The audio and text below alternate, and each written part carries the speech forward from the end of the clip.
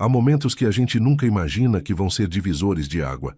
Uma mulher que acabou de passar por uma cirurgia, que voltou para casa ainda pálida e doendo, esperando encontrar um copo de água e um ombro. O que ela encontrou foi algo que nenhuma mãe deveria viver.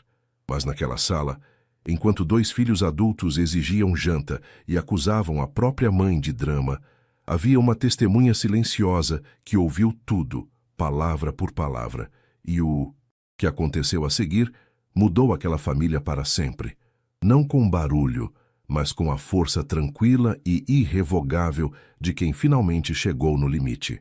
Antes de começarmos essa história incrível, não se esqueça de curtir o vídeo, se inscrever no canal e contar pra gente nos comentários de onde você está ouvindo essa história. Eu não me lembro direito de como foi o caminho do hospital até em casa. Lembro do cheiro de antisséptico que ainda impregnava a minha blusa, aquele odor específico que cola na roupa e não sai nem com vento nem com sabão, do cinto do carro pressionando exatamente onde a incisão doía mais, do asfalto irregular da rodovia, fazendo o carro tremer levemente a cada metro. Lembro de Renato de olhos fixos na estrada, com aquela expressão fechada e concentrada que ele tem quando está segurando muita coisa dentro do peito e não quer que escape nada, a mandíbula levemente travada, os óculos escuros que não tirou nem quando o sol já tinha baixado. A tarde estava pesada, um calor úmido de março que gruda na pele como plástico e não dá trégua nem quando o sol começa a baixar. Eu ficava olhando para as árvores na beira da rodovia, gameleiras, eucaliptos, aquele mato rasteiro sem nome que cresce na divisa dos terrenos alheios, tentando não pensar na dor, tentando não pensar em nada, só no momento em que eu pudesse chegar no meu quarto, deitar na minha cama e fechar os olhos. 3 dias internada. Parece pouco quando a gente fala assim. 3 dias. Mas quem já ficou num quarto de hospital sabe que o tempo funciona de outro jeito lá dentro. Funciona mais devagar, mais arrastado, marcado pelos horários das medicações e pelas visitas das enfermeiras que chegam a qualquer hora da noite, acendem a luz sem cerimônia e perguntam se você está com dor numa escala de 0 a 10.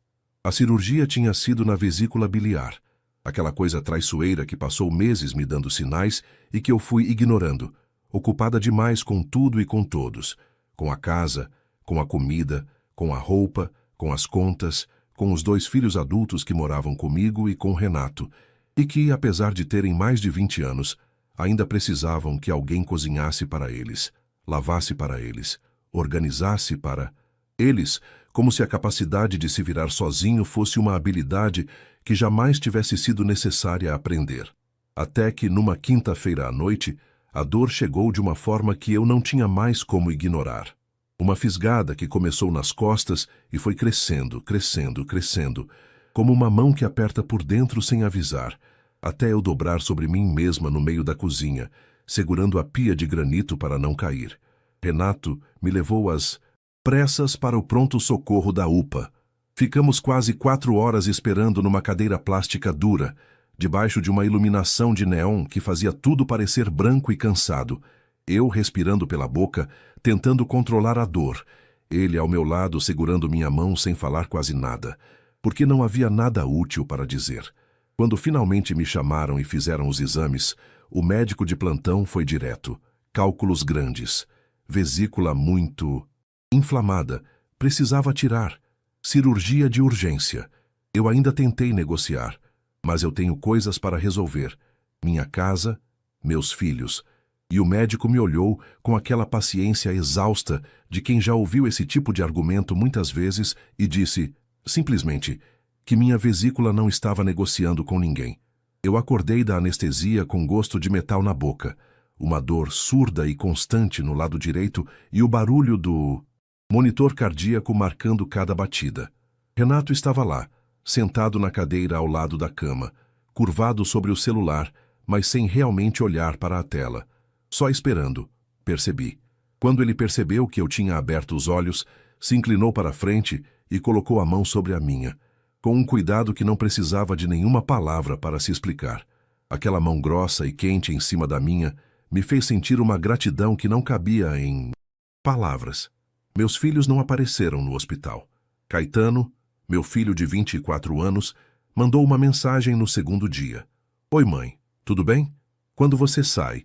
5 palavras e uma interrogação, como se eu tivesse viajado a lazer. Raíssa, minha filha de 21, ligou uma vez, ficou 3 minutos na linha, perguntou se a cirurgia tinha dado certo, disse, que bom, quando eu confirmei que sim, e desligou dizendo que estava no meio de uma aula. Eu fiquei olhando para o teto depois da ligação, tentando entender o que eu estava sentindo.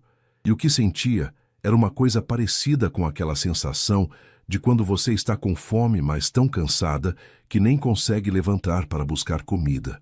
Uma necessidade que você aprende a deixar de lado, porque aprendeu, ao longo dos anos, que esperar por ela não leva a nenhum lugar. Mas eu estava de volta. Era o que eu precisava me repetir enquanto o carro entrava na rua da nossa casa.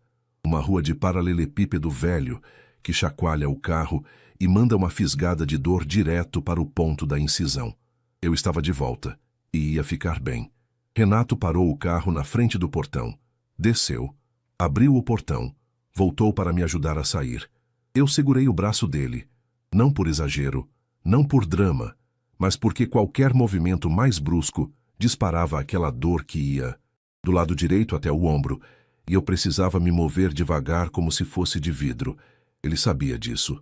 Colocou o braço em volta da minha cintura com uma leveza calculada, quase sem peso, só para eu sentir que havia um ponto de apoio, caso os joelhos falhassem. A porta da frente estava entreaberta. Eu estranhei, mas não falei nada. Quando empurrei a porta e entrei na sala, o primeiro cheiro que me bateu foi de fritura velha. Aquele cheiro de gordura que já esfriou e ficou impregnado no ar, misturado com o cheiro abafado de uma casa que ficou com as janelas fechadas durante dias de calor. Tinha um prato com restos de ovo e migalhas de pão na mesa de centro. A televisão estava ligada em volume alto num canal de notícias que ninguém estava assistindo, e a luz da tarde entrava pela veneziana fechada em faixas quentes que cortavam a sala diagonalmente. Caetano estava esparramado no sofá. Meu filho de 24 anos, que não pagava aluguel, não pagava conta de luz, não comprava sua própria comida, raramente lavava um prato. Estava deitado de lado com os pés encostados no braço do sofá, a camiseta meio levantada, deixando parte da barriga de fora, olhando para o celular com aquela expressão vaga e entorpecida de quem passou horas rolando tela sem absorver praticamente nada. Do outro lado da sala, Raíssa, minha filha de 21 anos, que frequentava a faculdade com a mensalidade que eu e Renato pagávamos, estava sentada à frente do notebook na escrivaninha do canto. Mas eu vi pelo ângulo da tela que ela estava assistindo a uma série, não estudando, apesar de ter dito na semana anterior que tinha provas chegando. Nenhum dos dois levantou a cabeça quando eu entrei.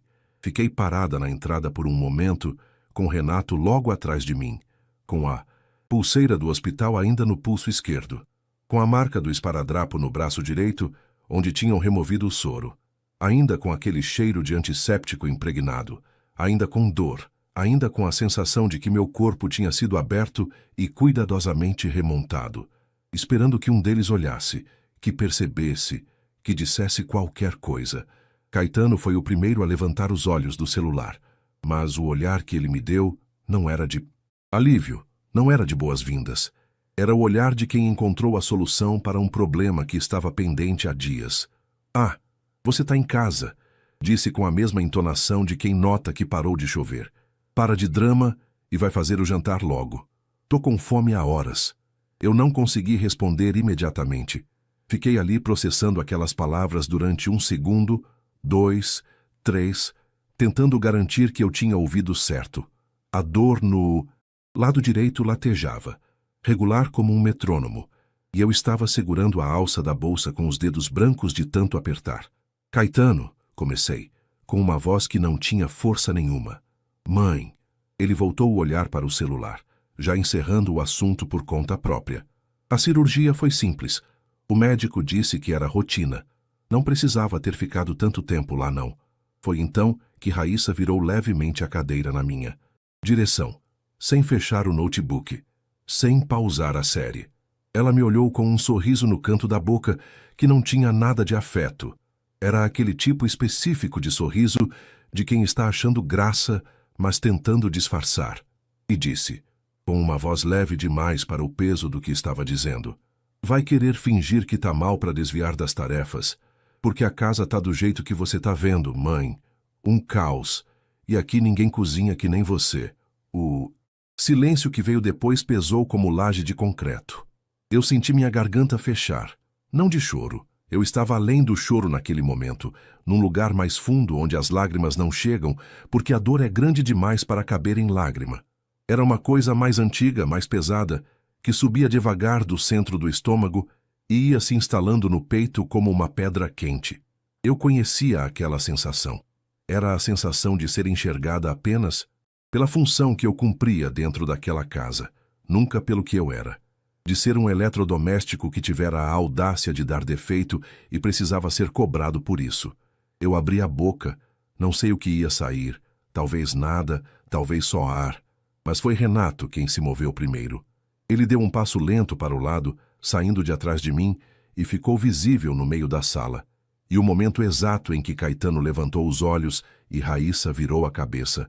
E os dois perceberam que ele estava ali, que ele tinha entrado junto comigo, que estava de pé ouvindo cada palavra desde o primeiro segundo. Foi um momento que eu nunca vou esquecer enquanto eu viver. A expressão de Caetano mudou de uma vez. A segurança preguiçosa escorregou do rosto dele como areia entre os dedos e foi substituída por alguma coisa que eu nunca tinha visto no meu filho adulto. Uma consciência abrupta e desconcertante de ter ido longe demais. Raíssa fechou o notebook em silêncio. Devagar, como quem está comprando tempo para encontrar alguma coisa que preste para dizer. Renato os olhou durante um longo tempo sem dizer uma única palavra. Aquele tipo de silêncio que é mais pesado do que qualquer grito. E então, com uma calma que me assustou mais profundamente do que qualquer explosão teria conseguido, com a voz baixa e firme de quem tomou uma decisão bem antes daquele momento, ele disse: precisamos conversar. Os três. Renato não levantou a voz. Esse foi o detalhe que mais me surpreendeu, porque eu conhecia meu marido há mais de 30 anos e sabia que quando ele ficava verdadeiramente, profundamente com raiva, ele ficava quieto. A raiva barulhenta, a que xinga e bate porta, ele reservava para as coisas pequenas, para o motorista que fechava o carro, para a tampa do pote que não abria. A raiva de verdade ele carregava no silêncio, na mandíbula fechada, no jeito que ele olhava para uma pessoa como se estivesse medindo com cuidado o tamanho exato do erro que ela tinha cometido. Caetano e Raíssa ficaram de pé no meio da sala. Os dois tinham se levantado quase que instintivamente, como se ficar sentado fosse ainda pior do que ficar de pé sem saber o que fazer com as mãos. Eu me sentei no sofá porque não tinha mais forças para continuar de pé e imediatamente me arrependi porque sentar de uma vez mandou uma fisgada de dor para o lado direito que me fez prender a respiração por um segundo. Renato notou, porque ele sempre nota essas coisas, e foi até mim sem pressa. Pegou 2 travesseiros do outro sofá e os ajeitou de forma que eu pudesse me apoiar sem pressão na incisão. Só depois que se certificou de que eu estava acomodada, ele virou para os filhos, e eu fiquei ali, com aquele travesseiro nas costas e a dor latejando, observando tudo como se fosse de fora, como se a cena na minha frente estivesse acontecendo com outra pessoa e eu apenas a testemunhasse. Sabe o que é engraçado? Ele disse, e o tom não tinha nada de humor. Eu vim buscar a mãe de vocês no hospital. 3 dias ela ficou internada. 3 dias, e nenhum de vocês apareceu lá. Eu sei porque eu estava lá, sei cada hora que passou. Cada vez que aquela enfermeira entrou no quarto, cada vez que ela acordou de madrugada com dor e precisou chamar alguém porque eu tinha saído para tomar um café. Então me conta, Caetano. Me conta por que você não foi ao hospital. Caetano abriu a boca, fechou, tentou de novo. Eu estava trabalhando, pai. Não deu para ir. Trabalhando. Renato repetiu a palavra com uma neutralidade que era mais cortante do que qualquer ironia. Você trabalha das 18 às 22 horas, 3 vezes por semana. 3 dias de internação. Me diz que em 72 horas, com esse horário, não teve uma hora disponível para ir ver a mãe. Silêncio. E você, Raíssa? Raíssa cruzou os braços sobre o peito. Eu conheço esse gesto. Ela faz desde criança quando está se defendendo de algo que sabe que errou. Um escudo que ela monta antes de falar, como se os braços cruzados pudessem segurar a responsabilidade do lado de fora. Eu liguei, pai. Perguntei se estava tudo bem. Você ligou 3 minutos. Eu estava lá. Ele não estava mentindo. Eu sabia disso, porque eu vi ele olhando para o celular quando Raíssa desligou. E a expressão dele naquele momento eu não tinha esquecido.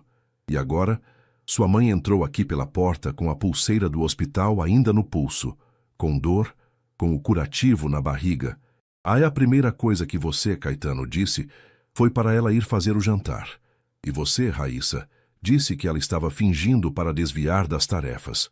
Raíssa abriu a boca para dizer alguma coisa, mas Renato levantou uma mão, não com raiva, com uma firmeza tranquila que silenciou qualquer coisa que ela fosse começar a construir. Eu não terminei.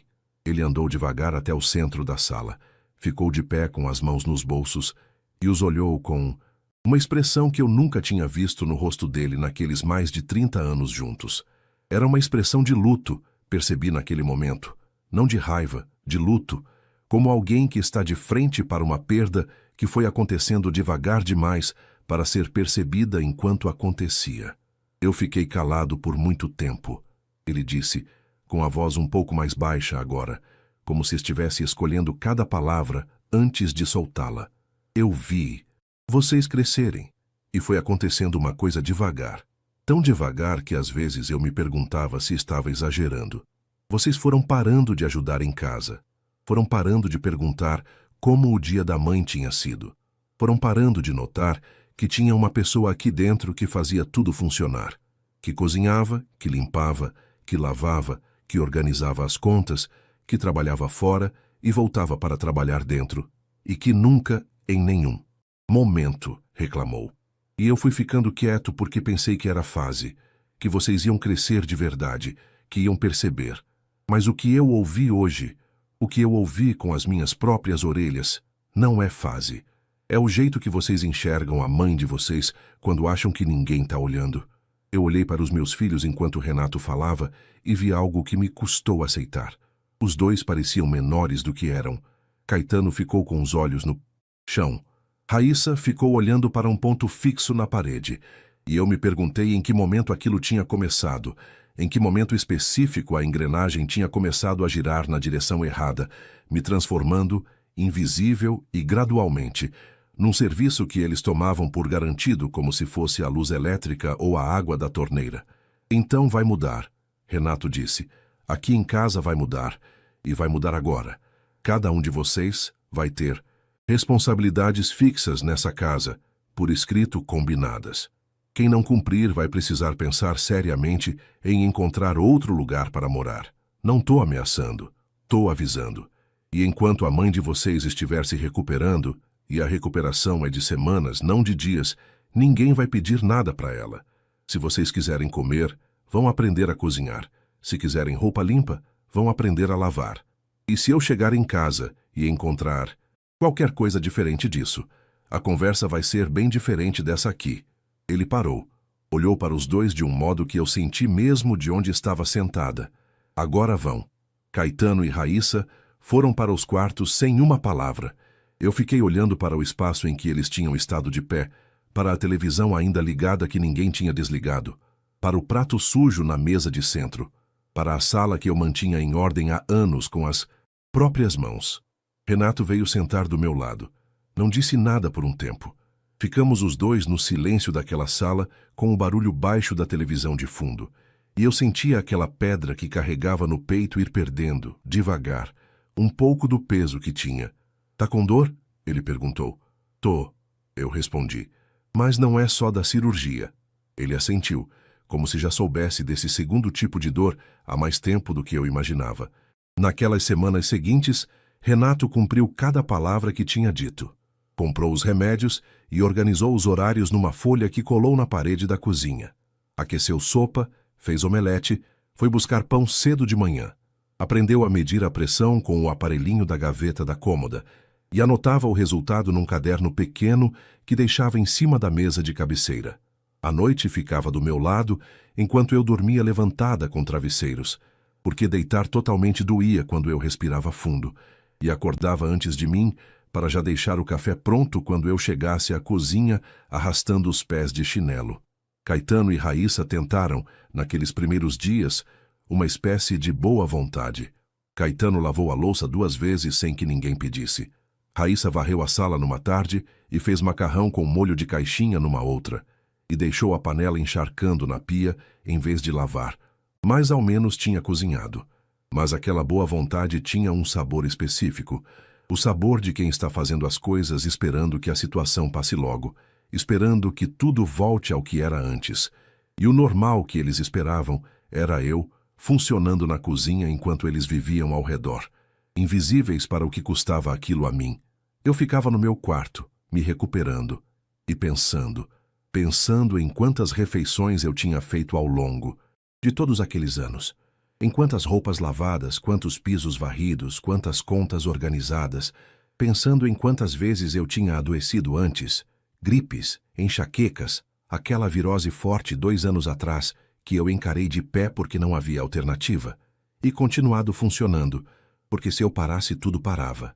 Pensando em quanto tempo eu tinha levado para perceber que aquilo não era amor de filho, aquela disponibilidade que eu oferecia sem ser pedida, era acomodação. E a diferença entre amor e acomodação pode parecer pequena de fora, mas de dentro ela é um abismo. Numa tarde, deitada com o teto branco acima de mim e o ventilador girando devagar no canto do quarto, eu tomei uma decisão silenciosa. Não falei para ninguém. Não precisava. Era uma decisão que era minha, só minha, do tipo que não precisa de validação nem de aprovação para ser real. Eu ia sarar, completamente. E quando eu sarasse, nada ia voltar ao que era antes, nem a casa, nem os filhos, e principalmente não eu. 3 semanas depois, quando eu já conseguia andar pela casa sem apoio, sentei com Renato na varanda depois do jantar. Era uma daquelas noites de começo de abril que ainda tem o calor de março, mas já começam a trazer uma brisa mais suave, que cheira a chuva passada e terra molhada. A rua estava quieta, só o barulho do cachorro do vizinho ao fundo e o farfalhar das folhas da mangueira perto do portão. Eu quero retomar umas coisas, eu disse. Renato esperou, sem pressa. Quero voltar para a academia. Quero ligar para a Conceição, que faz tempo que a gente não se fala. Fiz uma pausa. E tem um curso de confeitaria que eu quis fazer uns 3 anos atrás e que eu deixei para lá porque sempre tinha outra coisa mais urgente. Eu quero fazer esse curso. Ele ficou me olhando por um momento. E então, com o sorriso simples de quem acabou de ouvir exatamente o que precisava ouvir, disse: já era para ter feito antes. Eu ri. Foi um riso genuíno, do tipo que vem do peito, e me surpreendeu um pouco porque fazia um tempo considerável que eu não ria desse jeito. Daquele jeito leve, sem nada pesando por baixo. Aquele momento na varanda, com o cheiro de terra molhada e a brisa de abril, foi o momento em que eu comecei a entender que o que estava acontecendo dentro daquela casa não era só uma bronca, não era só uma crise que ia passar, era uma virada, e que eu era, finalmente, a única pessoa responsável por decidir para onde eu ia virar. O médico me liberou para retomar as atividades normais 6 semanas depois da cirurgia. Naquela manhã, eu fui sozinha à consulta, o que já era diferente, porque nos meses anteriores eu nunca teria ido a nada sozinha sem sentir que estava abandonando alguma responsabilidade que me esperava em casa. Renato tinha oferecido me acompanhar, mas eu disse que queria ir, que precisava ir. Sentei na cadeira da frente do consultório. Ouvi o médico me dizer que a cicatrização estava perfeita e que eu era uma paciente que tinha seguido direitinho as instruções de repouso.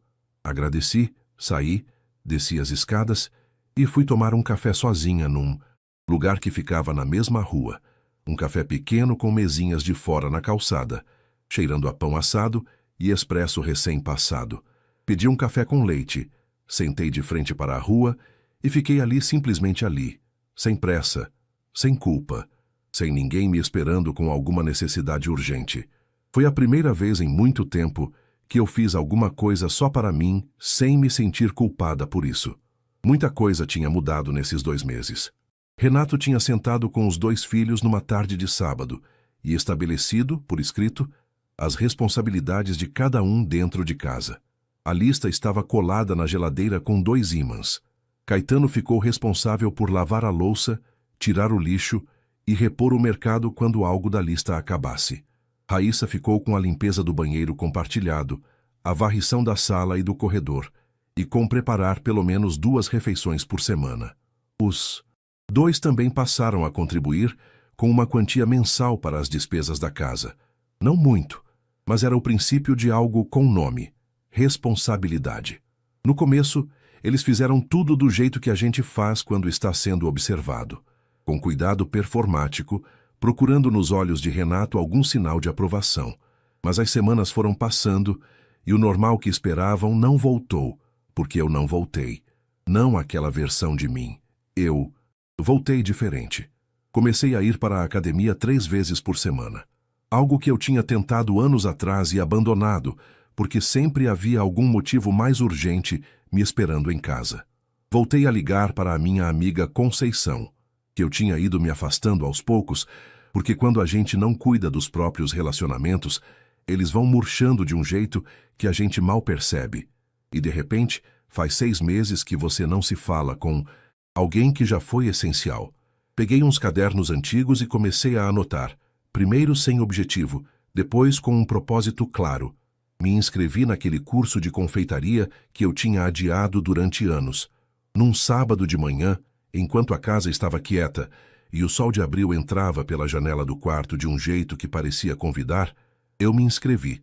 A mudança em mim incomodou Caetano e Raíssa de um jeito que eu percebi, mas não comentei.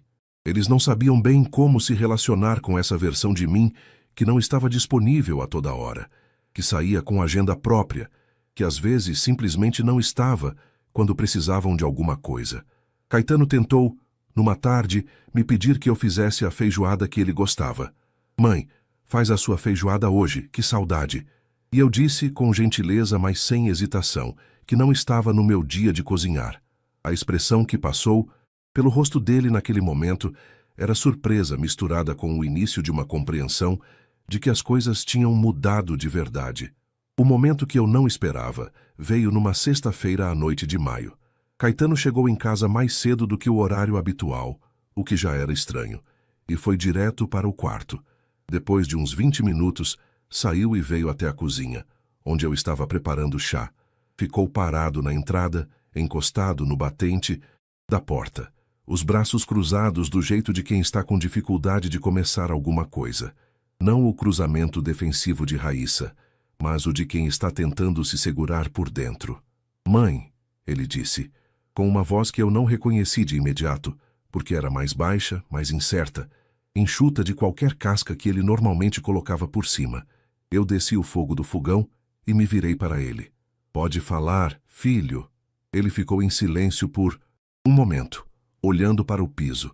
Eu fui mandado embora hoje, do trabalho. Uma pausa. Não foi por nada que eu fiz. Foi corte de funcionários. Mas eu tô com o aluguel do próximo mês em aberto e um pouco no cartão também. Eu sei que não é o momento, eu sei que as coisas aqui mudaram. Mas eu não sei o que fazer e você é a primeira pessoa que eu pensei em vir falar. Eu olhei para meu filho, para aquele homem de 24 anos, que, deitado no sofá naquele dia de março, tinha me pedido para fazer o jantar, enquanto eu mal conseguia me manter de pé. Aquele mesmo homem estava agora parado na entrada da minha cozinha, sem saber o que fazer com as próprias mãos.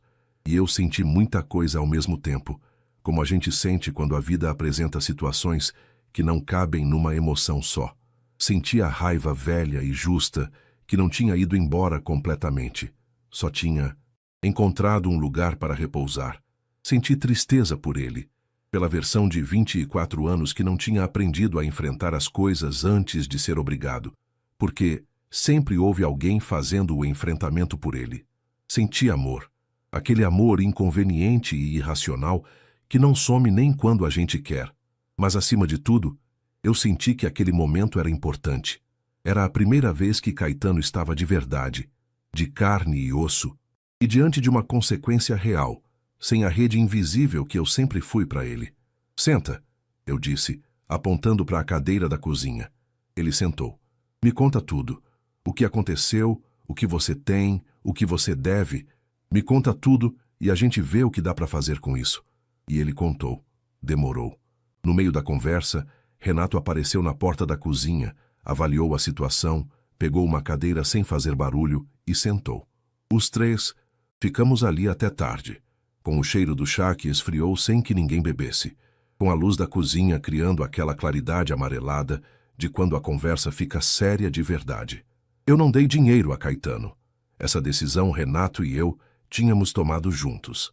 Mas havia outro tipo de ajuda. Naquela noite, sentamos e montamos um plano real. Listamos as despesas, vimos o que podia cortar, identificamos trabalhos temporários que ele podia fazer enquanto procurava algo fixo. Atualizamos o currículo dele, que estava parado há 2 anos. 3 semanas depois, Caetano tinha 2 freelas e uma entrevista marcada. Raíssa veio de um jeito diferente. No começo de junho, quando as provas finais se aproximavam, ela apareceu no meu quarto com um caderno embaixo do braço e a expressão de quem precisa de ajuda, mas ainda está decidindo se pede. Mãe, eu tô travada nessa matéria de análise de dados. Tenho que entregar um relatório e não tô conseguindo organizar o raciocínio. Não sei nem por onde começar. Eu estava anotando o que tinha aprendido no curso de confeitaria. Tinha feito meu primeiro bolo de camadas no sábado anterior e queria registrar tudo enquanto estava fresco. Fechei o caderno, olhei para ela e disse: "Qual é a matéria?" Ela me explicou. Era algo que eu entendia bem, antes de casar e antes de a vida ir me absorvendo em outras direções. Eu tinha trabalhado anos numa área que lidava com organização e análise de processos. Renato sabia disso. Raíssa, claramente, não. Quantas horas você tem até a entrega? 48. Passei 2 horas com ela naquela tarde. Não fiz por ela. Deixei claro desde o início que eu ia orientar, não resolver. No final, quando ela tinha o esqueleto do relatório estruturado e o raciocínio estabelecido, ficou olhando para o papel por um tempo. E então me olhou com uma expressão que eu não soube nomear direito. "Mãe", ela disse devagar, "eu não sabia que você sabia fazer esse tipo de coisa." Eu sorri. Não foi um sorriso amargo, apesar de ter todos os motivos para ser. "É porque vocês nunca perguntaram", eu disse. Ela ficou quieta. Fechou o caderno e ficou olhando para a janela por um longo momento antes de sair. Naquele silêncio havia muita coisa. O começo de uma compreensão que ainda não tinha nome, mas que eu sentia se formando. Algumas verdades levam tempo para chegar. A gente planta e espera. Renato me perguntou naquela noite, enquanto a gente tomava chá na varanda, que agora era algo que fazíamos todo dia, aquele ritual simples que nunca tínhamos tido tempo de ter antes, se eu estava bem. Eu pensei antes de responder. Eu tô melhor do que bem. Eu disse-lhe por fim. Eu tô me encontrando. Ele ficou me olhando com aquela expressão que eu conheço há mais de 30 anos, que significa que ele tem alguma coisa para dizer, mas vai esperar o momento certo. Esperou. Então disse: "Eu fiquei com muito medo naquele dia, Marlene. No pronto-socorro, quando o médico saiu da sala e disse que ia precisar de cirurgia. Eu peguei a mão dele em cima da mesinha da varanda. Eu também", eu disse, "mas de coisas diferentes. Você ficou com medo de me perder. Eu fiquei com medo de continuar existindo do jeito que eu estava existindo." Ele apertou minha mão com uma força que disse muito mais do que qualquer palavra teria conseguido. Não foi uma vingança espetacular. Não foi barulhenta, não foi dramática. Foi feita de semanas e de mudanças pequenas que foram se acumulando até criar uma vida diferente, a minha vida, que eu tinha deixado de lado sem perceber. Fui pegando de volta pedaço por pedaço, com as próprias mãos. A cozinha da minha casa continuava cheirando a comida boa, mas agora era uma escolha, não uma obrigação sem beira. Minha agenda tinha compromissos meus. Meu nome tinha peso, não só na lista de afazeres domésticos, mas em conversas, em saberes, em uma história que eu tinha e que ninguém tinha se dado ao trabalho de perguntar sobre ela. E quando eu cruzei a porta de casa naquele dia de março, pálida e com dor, com a pulseira do hospital e o esparadrapo no braço, jamais imaginei que aquele momento horrível seria o começo de algo que eu nunca tinha tido coragem de construir para mim mesma. Às vezes a gente precisa chegar no fundo para finalmente decidir subir. E eu subi.